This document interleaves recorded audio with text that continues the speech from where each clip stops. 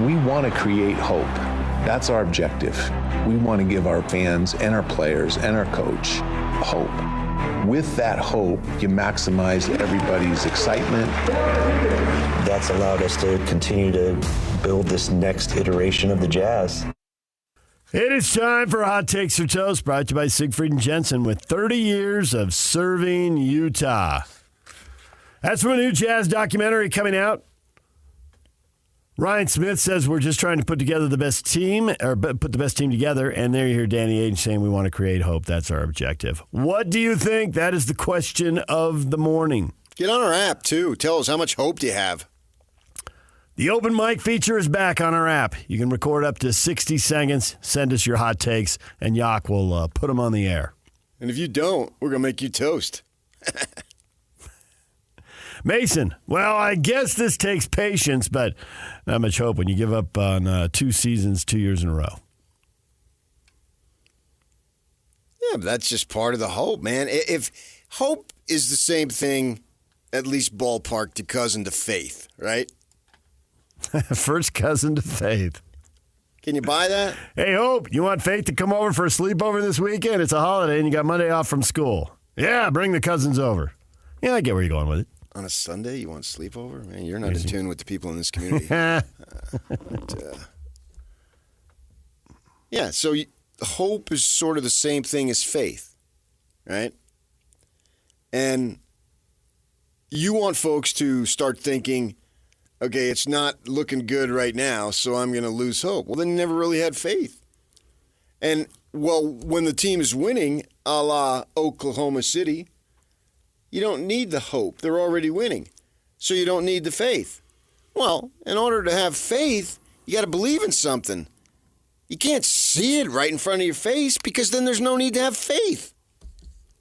So you need more faith now because there's so little hope. Jesus came down right now and said, PK, you need to go to this church. Uh-huh. What faith would I need? That would be a direct order.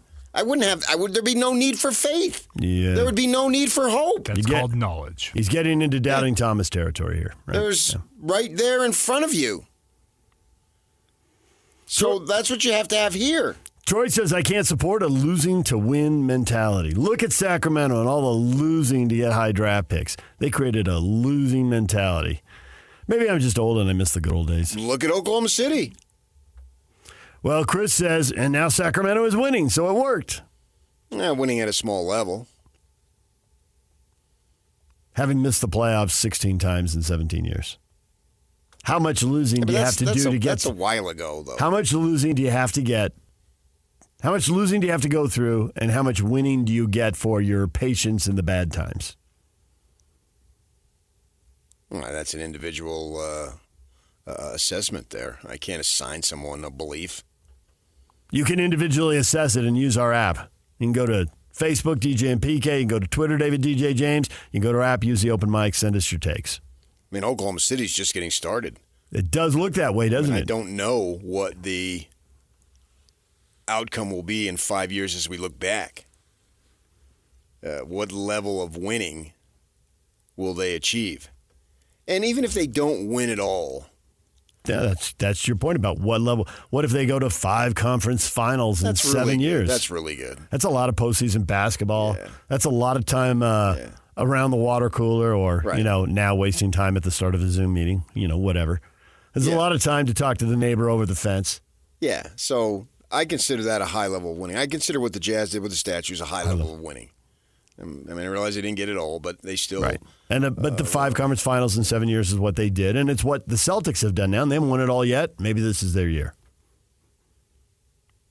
Certainly ought to be 6 conference finals in 8 years for the Celtics. They ought to do that again. Yeah.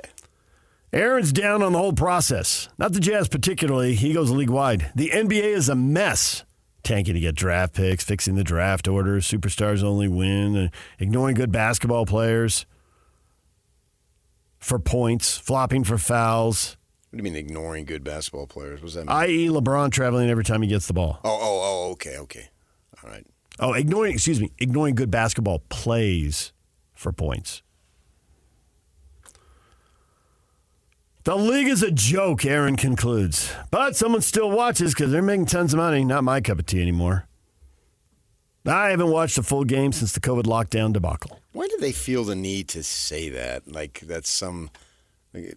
I'm out. Yeah, I don't believe you. If you were really out, you wouldn't tell us you're out. You'd just be out. Yeah. Like you get the, I haven't listened to that show in years. You're lying. You want people to believe it. And you don't run around telling people your list of accomplishments or what you believe is a sign of, look at you. You're something special. If you don't care about something, you don't even mention it. Like, I don't care about NASCAR. Like, you never hear me rip it. You never hear me say anything about it. I just don't. It's not. It has no interest to me. And if it is for you, great, fine, no problem. Drive on down to Vegas and Phoenix. Do what you want. Go to California and see your race. So each time they tell you that, I mean, maybe it's the old school journalist in me that is trained to be skeptical on all things. Sniff it out. Yeah, I just don't believe it.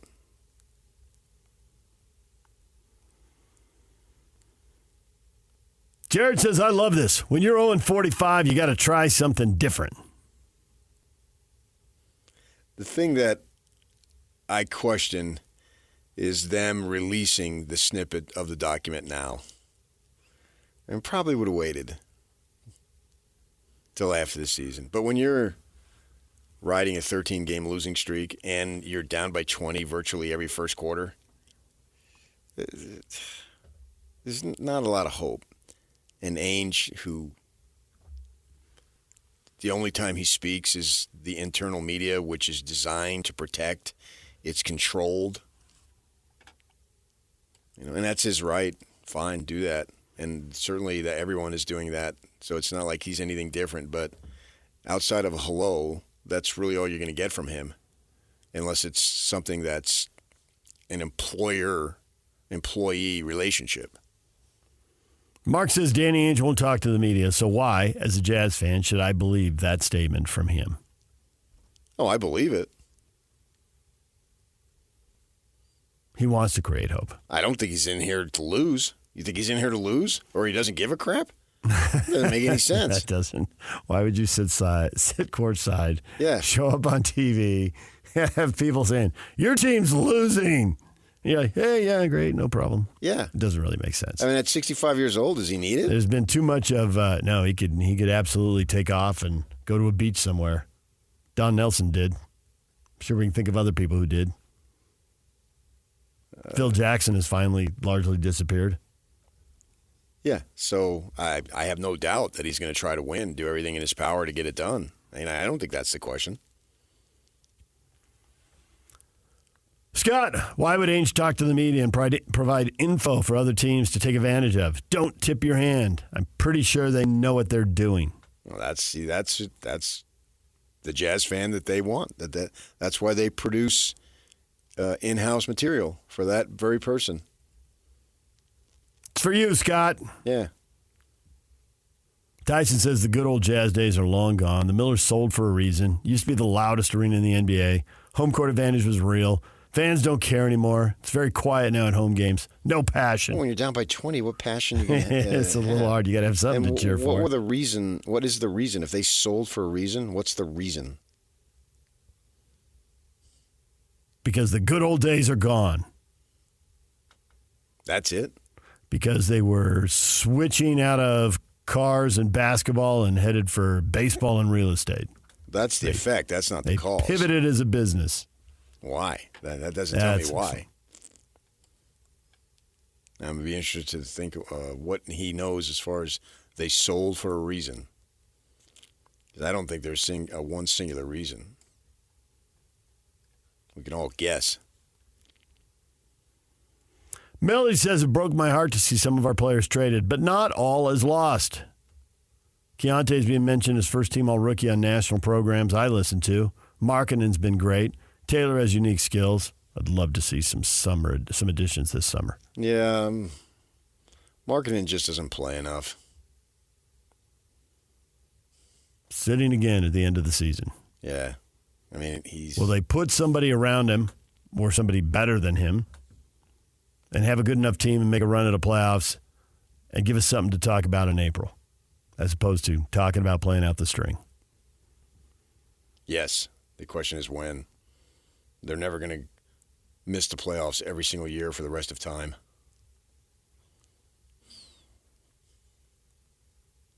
But how long will the rebuild stretch out? We all wonder. Yeah, I think we got another 2 to 3 years.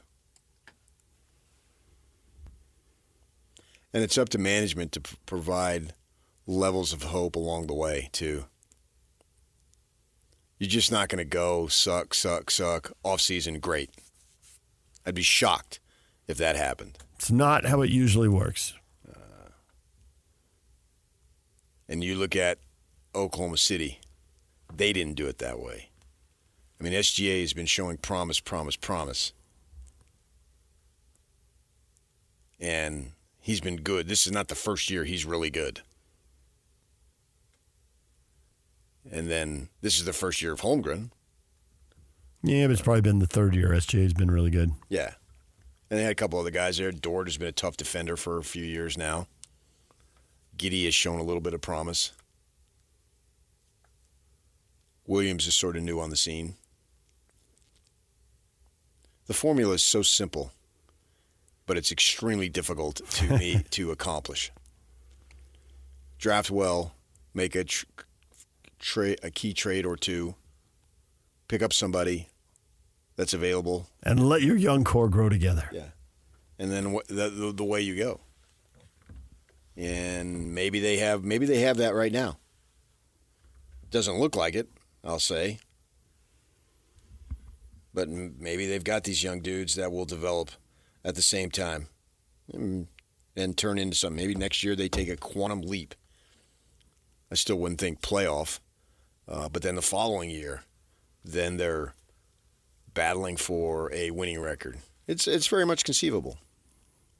But at the same time, I wouldn't forecast it. I need more information to be able to feel a level of confidence. Yeah, I'm pretty sure that this is going to happen. You know, I came back from the Rose Bowl a couple years ago. I said, man, this C.J. Stroud, man, he is just unbelievable. He's incredible.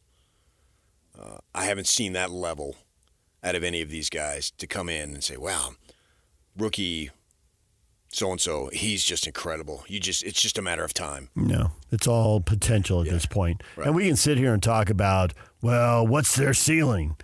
We can also sit here and talk about what's their floor. I mean, none of them are really guaranteed anything, are they? They're guaranteed the rookie contract somewhere in the league. But past that? I think they're guaranteed to be roster players. So I think they're guaranteed to be in the league and be on rosters unless they went off the deep end and started doing knucklehead stuff. I think that's the floor.